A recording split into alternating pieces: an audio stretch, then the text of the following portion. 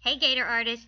Today I'm going to show you how to make a really cool spider web resist. The word resist means to push away something.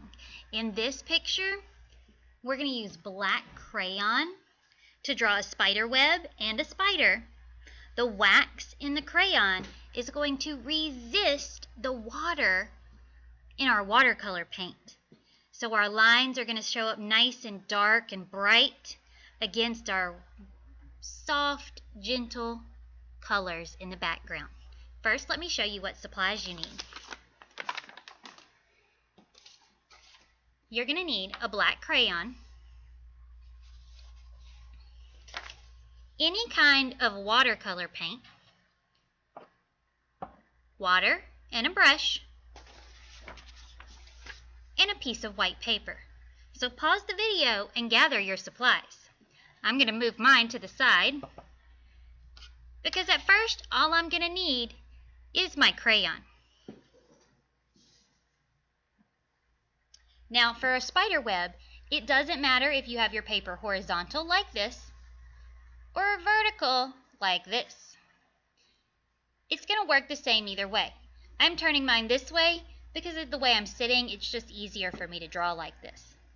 You want to start by putting your crayon in the middle of the paper and drawing a line all the way to the edge. Now you can leave your line skinny like this, or you can make it a little bit darker and a little bit thicker. The key is you need to make sure you're pressing hard with your crayon so that it makes a nice solid line. Then turn your paper a little bit and make another nice solid line all the way to the edge. Keep going, adding each line from the middle all the way off the edge of the paper.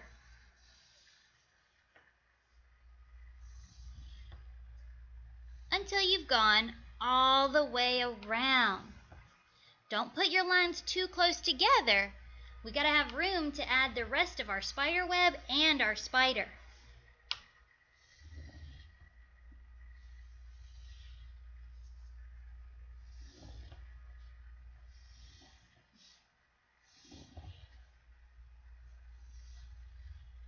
Just like that. Now all these little crumbs from your crayons, you can brush them with your hand, but if you do that, it might smear on your page. Another way to get them off is to pick up your paper and just tap it a little bit on your table or over a trash can, and then you can brush that extra out of the way. Now, to make the rest of our spider web, this is where things can get kind of tricky. You're going to pick one section and you're going to make diagonal lines.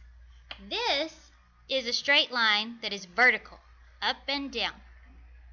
This is a straight line that is horizontal, left to right.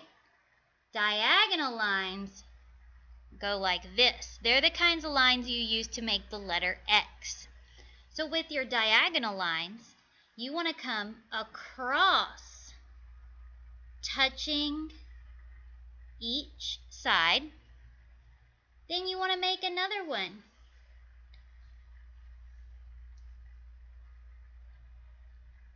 When you move to the next section, you want to touch right where your last line started. But your line doesn't have to go in the same way. So I could go up here or I could go down, but I do not want it to be straight. I want it to be diagonal. I'm going to make this one come down. Keep going around your spider web.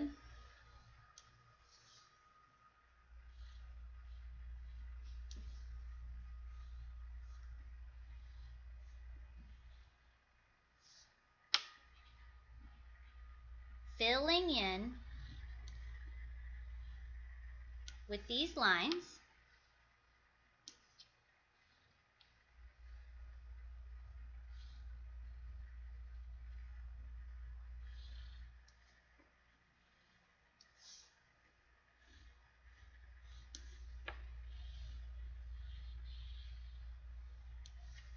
making sure you're pressing hard with your crayon so that it makes a nice solid black line.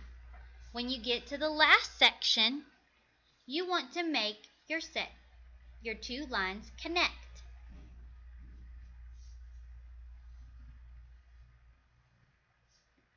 Okay.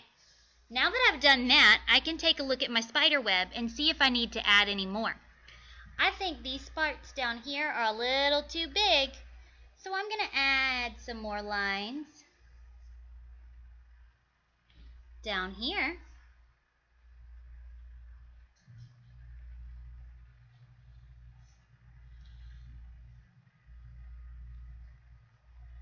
There. That looks pretty good. Next comes the spider. Don't worry, this is not a spooky spider. It's a very friendly spider. Pick a spot anywhere on your web. I'm going to come right down here and make a circle and then color that circle in. Make sure you're pressing down hard with your crayon to make it nice dark black.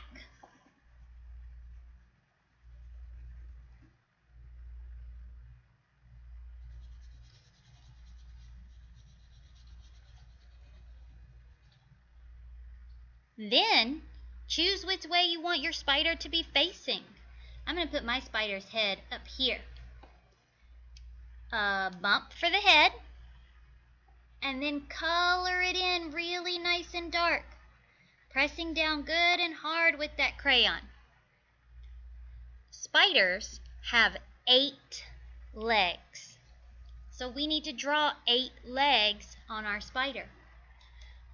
I like to make my legs shaped kind of like the letter L.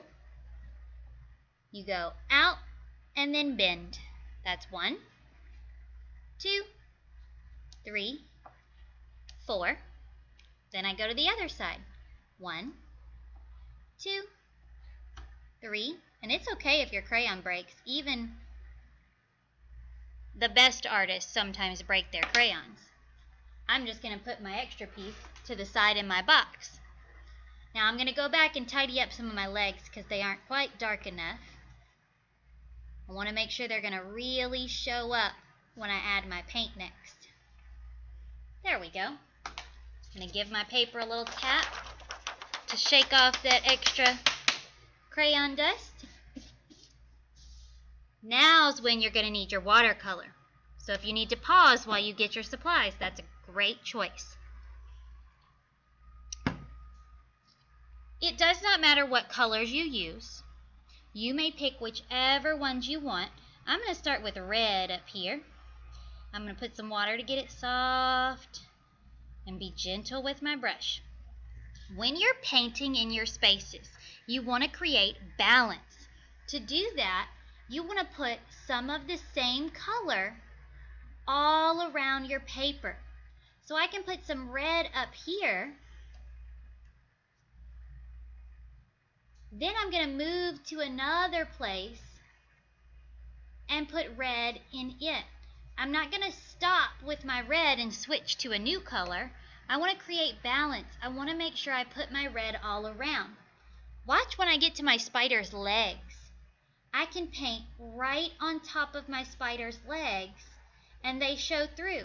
That's the wax in the crayon resisting, pushing away the water in the watercolor paint.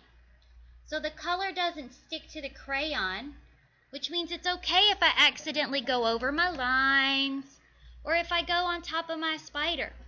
You want to use the same color in a few different places all around your paper before you clean your brush and switch to your new color. By doing this, it makes sure that everything is balanced and equal. I think I need a few more red spots.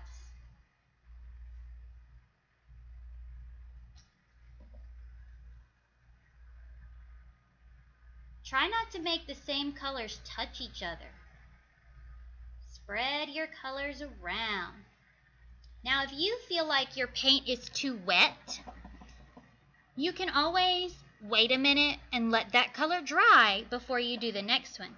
But if you did a really good job with your black crayon and you were really careful to make those lines nice and thick, then when you switch colors, you can paint right next to the one you just did, and your colors aren't going to mix together. Take your time. Fill your whole page with lots of different colors to finish your spider. When you're done, take a picture and send it to me on Canvas for your grade. Have a great Gator Day.